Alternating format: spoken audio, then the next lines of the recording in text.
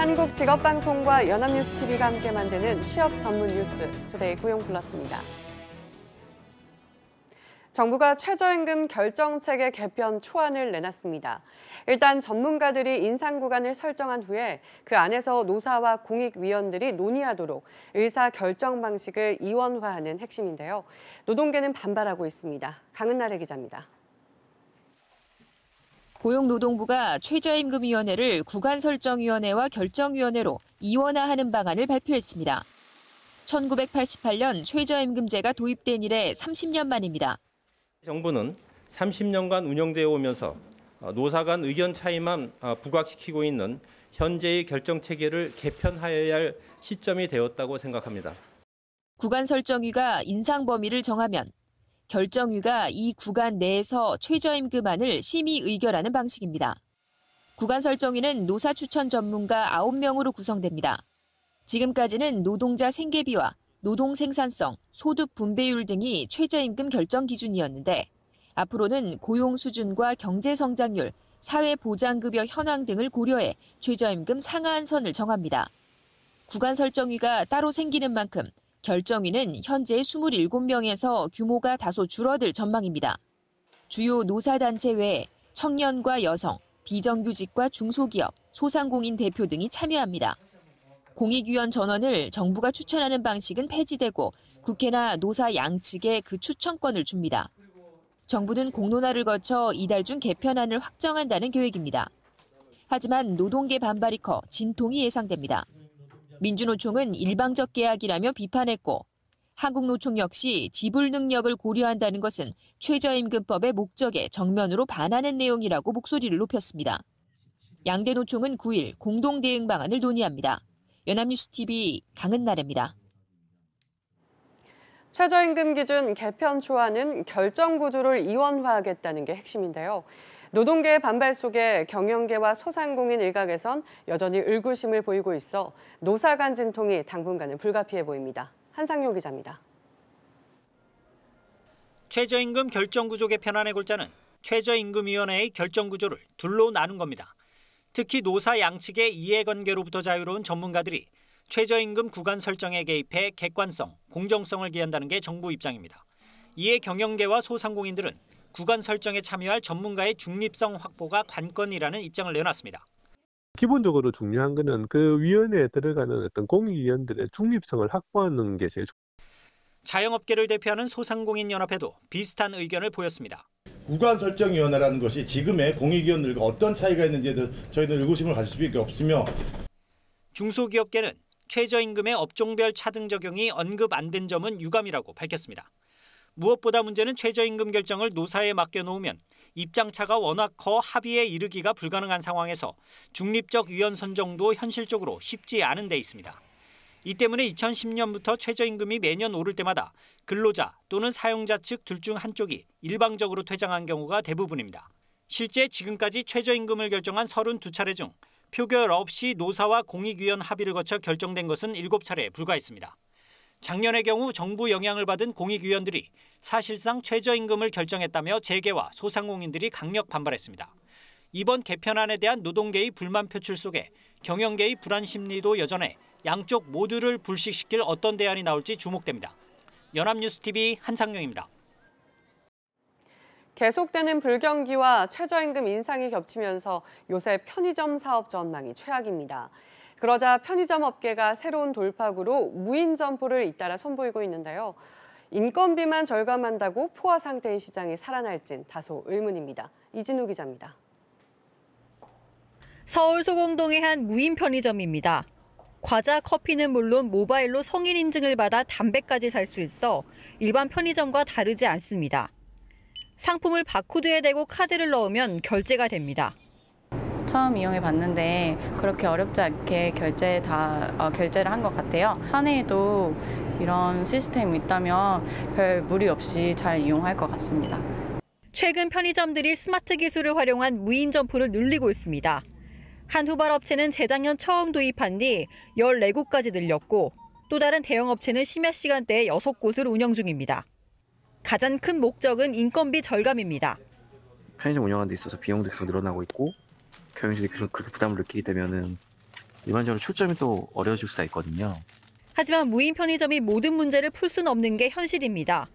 우선 편의점 과포화 상태를 해결하기 전에 인건비만 아낀다고 편의점들이 살아나긴 어렵습니다.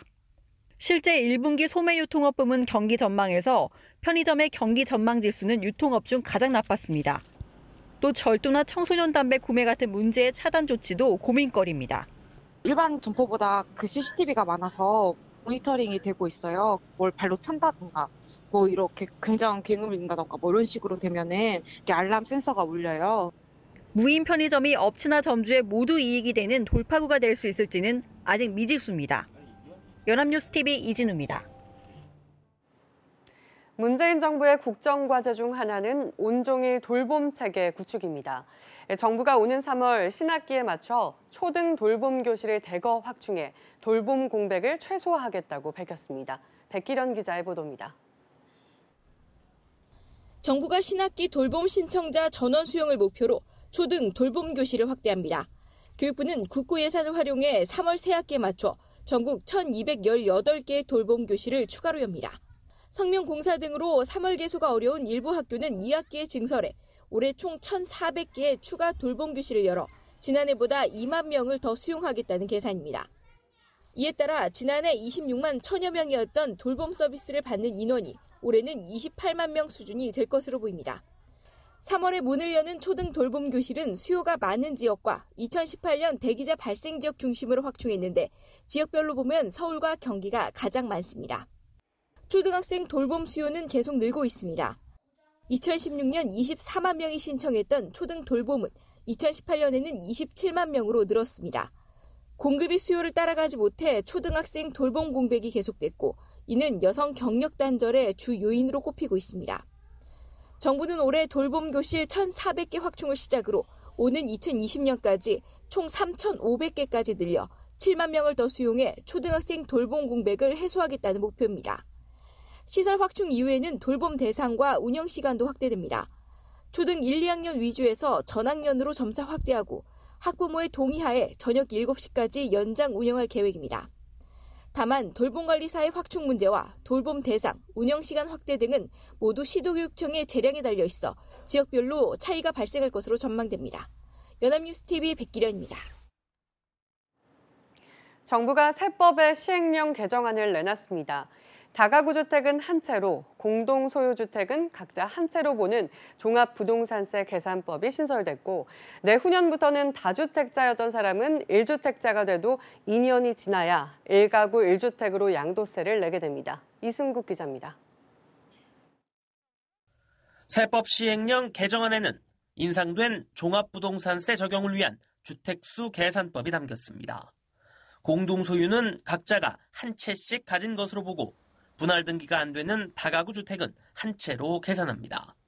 다만 상속으로 공동 소유가 된 집은 지분율 20% 이하, 집은 공시가격이 3억 원 이하면 주택수에서 제외합니다. 양도세 비과세 요건도 강화됩니다. 다주택자였다가 1주택자가 된 사람은 다주택 보유기간은 빼고 1주택자가 된 뒤 2년이 지나야 1주택 양도세 적용을 받는데 이 조항은 내후년부터 적용됩니다. 임대사업자는 원래 살던 집을 팔 때만 1주택 비과세 혜택을 받을 수 있고 임대료를 연 5% 이하로 올려야만 이 혜택과 임대주택 종부세 비과세 혜택을 받습니다. 자산 과세는 강화하지만 서민 지원은 늘립니다. 야간 근로수당 비과세 대상이 월급여 210만 원까지로 20만 원 오르고 간병인이나 미용 관련 서비스업 등도 대상에 포함됩니다. 또 산후조리원 비용은 200만 원까지 의료비 세액공제에 포함되고 과실주도 수제맥주처럼 소규모 제조면허가 발급됩니다. 면세점에서 사용한 신용카드 금액은 소득공제 혜택이 사라집니다. 문화진흥 차원에서 법인 비용으로 인정되는 전시용 미술품 가격 한도를 2배인 1,000만 원으로 올리고 100만 원 이하 증정용 미술품 구입비는 문화접대비 대상에 넣었습니다. 이들 시행령은 입법 예고와 국무회의를 거쳐 다음 달 시행됩니다. 연합뉴스TV 이승국입니다. 표준 단독주택 22만 가구의 공시가격에 대한 의견 청취가 7일로 끝났습니다. 정부의 공시가격 현실화 방침에 따라 3배까지 늘어난 지역도 있는데요. 주택 보유세 부담도 커지게 되는데 지역별로 공시가격이 얼마나 오를까요? 배삼진 기자입니다. 올해 단독주택 가운데 공시 예정 가격이 가장 많이 오른 곳은 서울 연남동입니다. 공항철도 개통과 함께 경의선 철길 공원화 등으로 핵심 상권으로 탈바꿈했습니다. 실제 387제곱미터 주택은 10억 9천만 원에서 32억 3천만 원으로 공시가가 3배가량 뛰었습니다. 유동인구가 증가하면서 평당가가 급격히 인상됐고 또 단독주택을 상가주택으로 개조하면서 전반적으로 공시가격이 급등한 것으로 생각됩니다.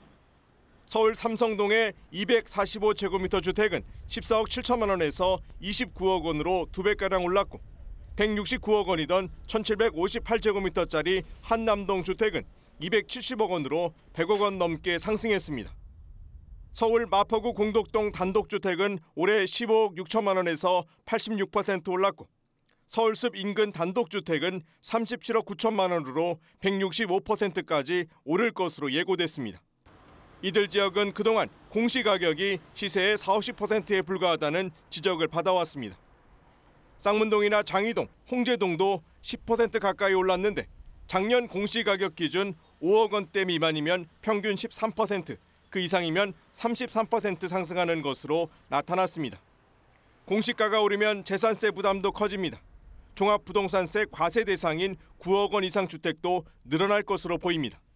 도심 외곽 지역을 제외하고는 보유세가 대체적으로 늘어날 것으로 예상이 되고요. 특히 일정한 소득이 없는 고가 주택 보유자나 은퇴 고령자들의 경우에 팔지 말지 고민이 커질 것으로 예상이 됩니다.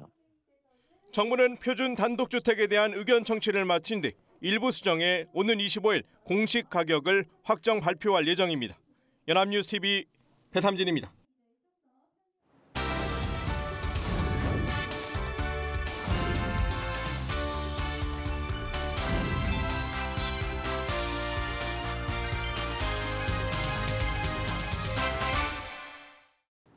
사회적으로 핫한 이슈를 키워드로 알아보는 핫키워드 시간입니다. 안치홍 아나운서 안녕하세요. 안녕하세요. 핫키워드 시간입니다. 이 소비의 지형도가 바뀌고 있습니다. 소비를 할 때도 소비 자체보다는 이 제품의 생산 과정까지 살피는 윤리적 소비가 이제는 산업의 지형도마저 바꾸고 있다고 하는데요. 오늘 핫키워드에서 알아봅니다. 네, 윤리적 소비는 몇 년 전부터 소수의 소비자 사이에서 유행하던 소비 문화 중 하나잖아요. 그런데 이제 이러한 윤리적 소비가 산업의 지형도마저 바꾸고 있다니 어떤 얘기인가요? 네, 윤리적 소비에 대해 모르시는 분들을 위해 먼저 설명을 드리자면 윤리적 소비란 소비를 할 때 제품이 만들어지는 과정에 대해서도 가치를 부여해서 소비하는 행위를 뜻하는데요. 그러니까 생산 과정에서 누군가 불합리한 대우를 받지 않았는지 정당한 대가를 지불하면서 만들어진 것인지를 소비의 기준으로 삼는 것이죠. 그런데 말씀하셨다시피 소수의 소비자들 사이에서만 이뤄졌던 이 윤리적 소비가 최근엔 산업 전반에 걸쳐 영향을 발휘하고 있습니다. 특히 동물 복지 분야에서 두드러지고 있는데요. 가장 대표적인 것이 바로 모피 반대 운동입니다. 네, 모피 반대 운동은 윤리적 소비 개념이 등장하기 이전부터 꾸준히 제기되어 왔던 문제였잖아요. 그럼에도 큰 변화가 없었는데 최근엔 양상이 조금씩 달라지고 있나 봐요. 네, 그렇습니다. 모피 코트 한 벌을 만들기 위해선 50에서 100마리의 친칠라, 11마리에서 45마리의 여우, 50마리에서 200마리의 밍크가 필요합니다. 그런데 이러한 동물들의 털을 얻기 위해 열악한 환경에서 동물들을 사육할 뿐만 아니라 살아있는 상태에서 털을 뽑거나 비윤리적인 방법으로 도살을 하는 경우가 많다는 게 문제죠. 이 때문에 동물보호단체 사이에서 모피 제품이 많은 비난을 받아왔는데요. 그런데 최근엔 동물보호단체뿐만 아니라 일반인들 역시 모피를 입지 않겠다는 운동이 일어나며 해외 패션업계에도 이른바 모피 아웃 운동이 번졌다고 합니다. 모피를 파는 업체나 모피를 입은 연예인을 보이콧하는 움직임이 보편화되기 시작하면서 이 같은 모피 아웃 운동이 번지게 된 건데요. 지난해부터는 버버리, 구찌, 아르마니, 또 샤넬과 같은 고급 패션 브랜드에서도 동물 모피를 사용하지 않겠다고 선언하면서 윤리적 소비에 함께 동참했다고 합니다. 네, 지난해 유명 명품 브랜드 패션쇼에 해마다 등장하던 모피 제품이 등장하지 않은 것이 화제였는데요. 이러한 배경 때문이었군요. 네, 맞습니다. 또 영국을 대표하는 패션 브랜드죠. 이 버버리가 모피 사용을 전면 중단하겠다고 발표하며 이와 동시에 런던 패션 위크에선 앞으로 아예 동물 모피를 사용하지 않겠다고 밝혔는데요. 영국뿐만 아닙니다. 미국 로스앤젤레스 주 역시 올해부터 모피 생산과 판매를 금지하기로 했고 최대 모피 생산국 중 하나인 노르웨이 역시 모피업을 금지하며 2025년까지 모피 농장을 모두 폐쇄할 방침이라고 합니다. 네, 과거에는 모피가 값비싼 사치품이자 과시용으로 인기가 많았는데 앞으로는 모피 산업에도 많은 지각 변동이 예고될 것 같습니다. 이러한 지각 변동이 우리나라에도 영향을 미치게 될 것 같은데요. 네, 그렇습니다. 이 모피뿐만 아니라 다른 윤리적 소비는 이미 우리나라에서도 정착되기 시작했습니다. 우리나라에선 패딩이라 불리는 다운 점퍼가 그 주인공인데요. 몇 년 전까지만 해도 등골 브레이커로까지 불리며 다운 점퍼는 값비싼 가격에도 인기가 많았습니다. 그런데 최근엔 이러한 다운 점퍼 역시 윤리적 소비를 저해하는 제품으로 주목받고 있는데요. 원래 다운은 새의 깃털 아래에서 나는 잔털을 의미합니다. 이러한 잔털은 점퍼의 충전재로 가벼우면서도 따뜻한 효과를 낼 수 있어서 많은 인기를 얻었었죠. 그런데 이러한 잔털을 얻기 위해선 모피처럼 살아있는 동물의 털을 뽑아 채취해야 하는 경우가 발생하기 때문에 비윤리적이라는 비난을 받아왔습니다. 그래서 최근엔 이러한 다운 점퍼 대신 비동물성 소재를 사용하거나 RDS 마크를 획득하고 다운 점퍼를 판매하는 회사들이 늘고 있다고 합니다. 네, RDS 마크 이건 어떤 건가요? 네, RDS 마크란 리스폰시블 다운 스탠다드, 우리말로는 이 책임 다운 기준의 약자인데요. 동물을 학대하지 않고 살아있는 동물의 털을 강제로 채취하지 않았다는 것을 인정받은 제품에만 이 RDS 마크가 부여됩니다. 아디다스, 컬럼비아와 같은 브랜드에서 이 RDS를 인정받은 제품들이 출시되며 인기를 얻고 있는데요. 뿐만 아니라 최근엔 아예 동물 털을 쓰지 않은 제품들도 등장했습니다. 자체적으로 개발한 인공 충전재를 활용하거나 태양빛을 받으면 자체 발열되는 신소재를 사용한 이 솔라볼을 이용한 점퍼들이 판매되기 시작한 건데요. 다운 점퍼뿐만 아니라 오리털이불에도 살아있는 새의 털을 쓰지 않는 소재들이 개발되며 관련 산업의 지형도를 새롭게 바꾸고 있다고 합니다. 네, 그렇군요. 윤리적 소비가 이처럼 새로운 산업에 영향을 줄 수 있다니 긍정적인 변화라는 생각이 듭니다. 하지만 이 역시 윤리적 소비를 위한 끊임없는 기술 발전이 있었기 때문에 이러한 변화도 가능했던 게 아닐까 싶은데요. 네, 그렇습니다. 이 기술의 발전이 없었다면 윤리적 소비를 위한 대체 제품도 만들어지지 않았겠죠. 그렇다면 이러한 기술의 발전이 가져온 또 다른 변화도 하나 더 소개하겠습니다. 바로 육식으로 인한 동물들의 도살을 막기 위해 가짜 고기를 개발한 거죠. 네, 가짜 고기 이름만 들었을 때는 육식을 포기할 수 없을 정도로 맛없고 퍽퍽한 음식물 같은 게 떠오르는데 가짜 고기는 어떤 건가요? 네, 가짜 고기는 식물에서 단백질을 추출해 만든 식물성 대체육이나 동물 없이 고기 자체를 배양해서 먹는 배양육 등을 말하는 건데요. 최근 실리콘밸리와 글로벌 식품 기업들에서 이러한 가짜 고기 개발에 박차를 가하고 있다고 합니다. 육식을 소비하지 않으면 소의 무분별한 도살은 물론 소를 키우기 위한 목초지, 이 때문에 발생하는 온실가스까지 줄어드는 효과를 얻을 수 있기 때문인데요. 배양육은 아직 상용화 단계까지 가지 못했지만 대체육의 경우엔 상용화 단계까지 성공했을 뿐더러 고기의 풍미와 육즙, 식감까지 구현한 제품들이 출현해서 큰 인기를 얻고 있다고 합니다.